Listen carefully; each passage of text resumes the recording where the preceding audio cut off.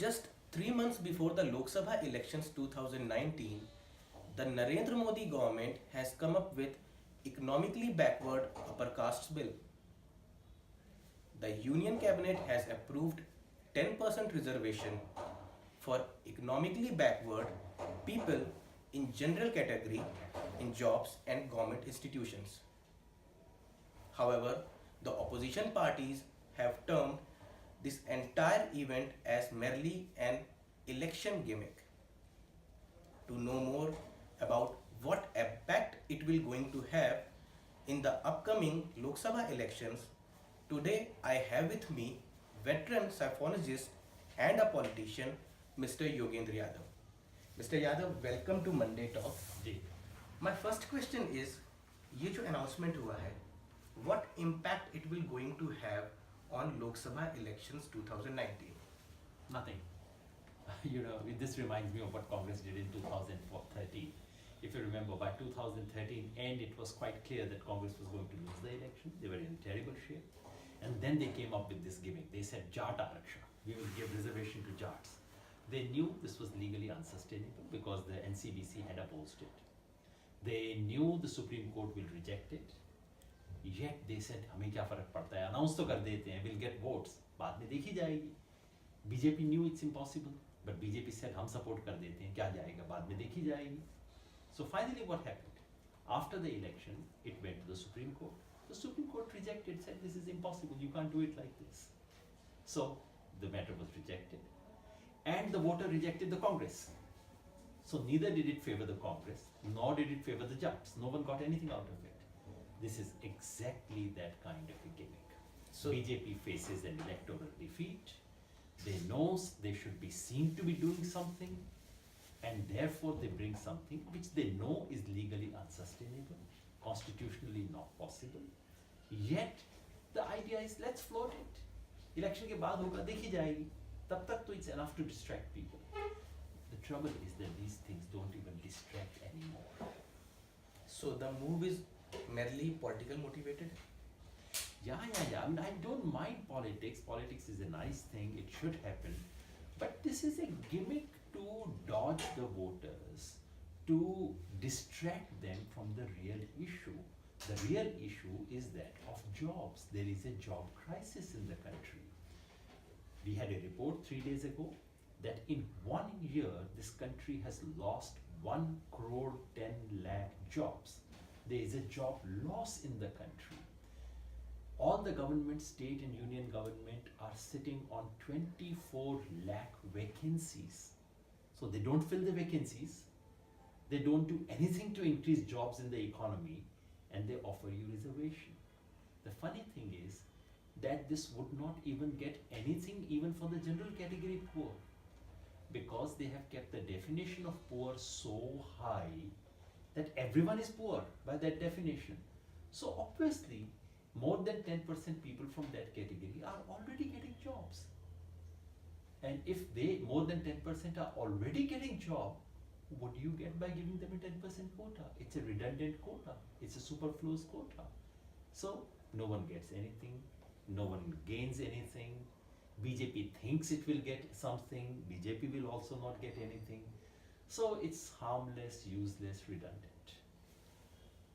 My another question is, shall we at all give this practice a go ahead of this practice of reservation? क्या हमें इसको encourage करना चाहिए? Reservation is a very specific solution to a very specific problem. The problem was of a unique problem in India where some communities have faced discrimination for hundreds and thousands of years. People were denied an opportunity to even enter educational institutions. So when the doors are opened for everyone after the constitution is formed, obviously those who have not got this opportunity for hundreds of years, they cannot take advantage simply because the doors are open today. They have to be given special advantages. That's why reservation came. It was meant to be a specific solution only for this kind of a problem. Unfortunately, because nothing else works in this country, this solution, this very small bridge which was needed for one particular task, has become the general bridge for everyone. Everyone wants to go through that because no other bridge works. And because education doesn't work, employment doesn't happen. That is the real problem. Reservation is important, is necessary, at least for scheduled caste and scheduled tribe, it is essential. For other backward communities, we can tweak the scheme, some kind of scheme is necessary. But what you need above all is not reservation. What you need above all is education, good quality education in ordinary Sarkari school. And you need job opportunities in the economy. If these two things don't happen, reservation or no reservation makes no difference. Okay, I'm coming back to elections. What you think that will going to happen in 2019 general elections? Look, 5 years ago I used to do psephology, I used to do election forecasting. That's not my business anymore. Fortunately, thank God, I don't need to do that. I'm like you, I just watch things, I have no special access to surveys, I have no technical knowledge, and I'm not neutral. So I do not pretend to be a psephologist. I'm not a psephologist anymore, and I want everyone to know this is not my job. People do it, people like you in the media do it. My job is to look at it and comment on it. From a very commonsensical political perspective, I look at the election as an outsider, as any politician would. And my sense is that Mr. Modi is losing at least 100 seats compared to where he was in 2014. That's common sense, no deep psychology. And everyone knows it, Mr. Modi knows it, Amit Shah knows it, everyone knows it. So I'm not saying something secret. So that brings to my another question, that do you think that Grand Alliance will going to give a tough fight to PM Narendra Modi? I said BJP is going to lose, which is not to say Congress and Grand Alliance is going to win. These are two entirely different things. To my mind, Grand Alliance offers very little alternative to the country. Grand Alliance has done very little to give credibility, and frankly, the Grand Alliance doesn't exist. Where is the Grand Alliance in Uttar Pradesh? I don't see it. So what we have is many anti-Modi, anti-BJP forces coming together temporarily to achieve a few things. They would aggregate at the state level, at the national level in some cases. So you have a very partial coalition at different levels. That's all we have. We don't have anything more than that. Okay, what will be the game plan for the Swaraj India? Swaraj India is a different kind of a player. We said this is such a critical election.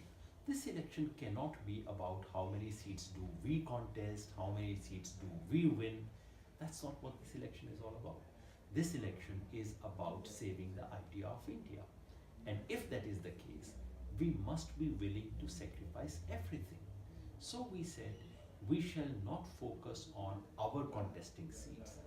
For us, this election is all about trying to ensure that people get a voice.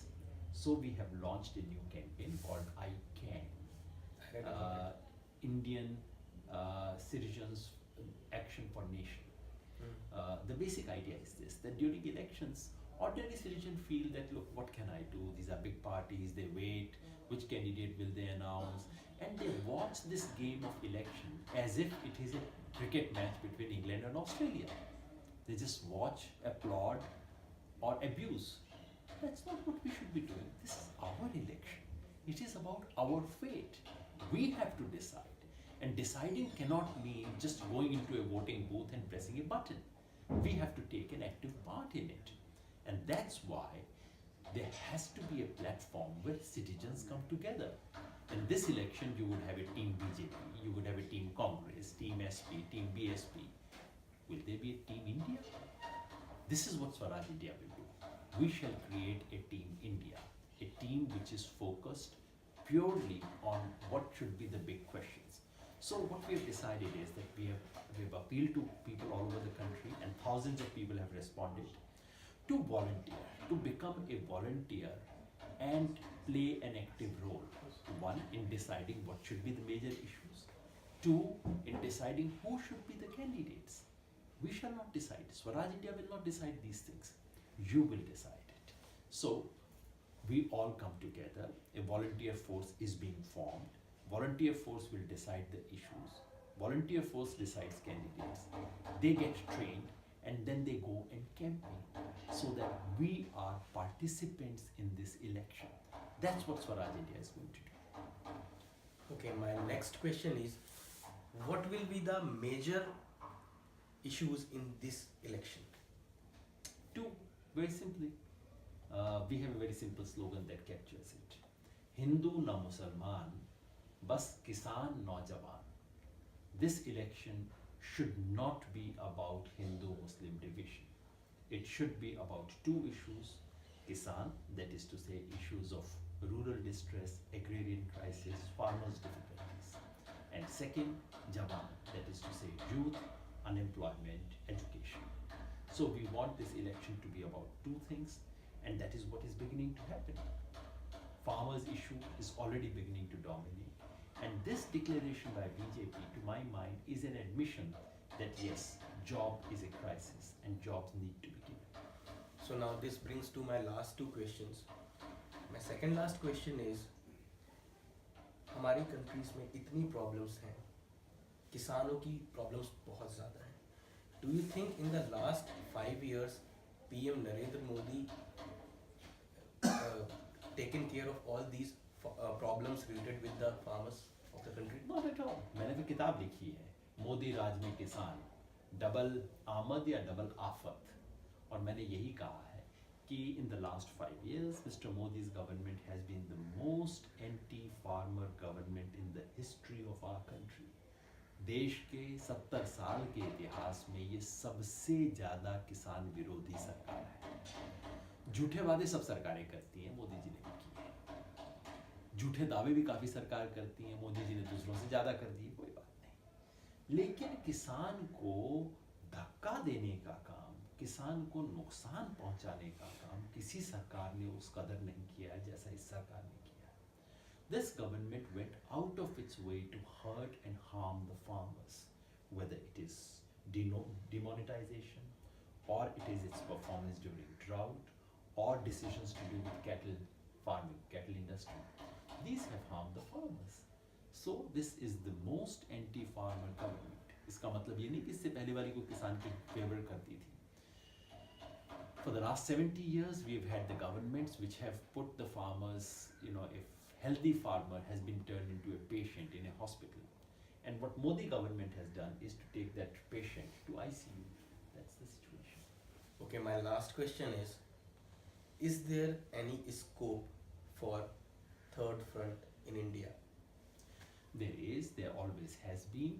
The real issue is what do we mean by third front? Third front cannot be an alliance of existing political parties only. Third front has to have a third idea. Congress and BJP share each other's ideologies. NDA and UPA are carbon copies of each other. Third front can be meaningful only when it comes up with an alternative vision about the country, has an alternative plan, has a concept of development which is different from the existing model, has an organizational culture which is different. And to my mind, that third front will be formed not by a coalition of opposition parties sitting in parliament, but by a coalition of movements that are struggling on the ground. In the last 4 years, the real job of opposition has been done not by Congress but by movements. Those movements need to be brought together, and that would be a genuine third front, and I do think it will happen. Thank you for taking out time for me despite having so much commitments. Thank you for that. Thank you very much.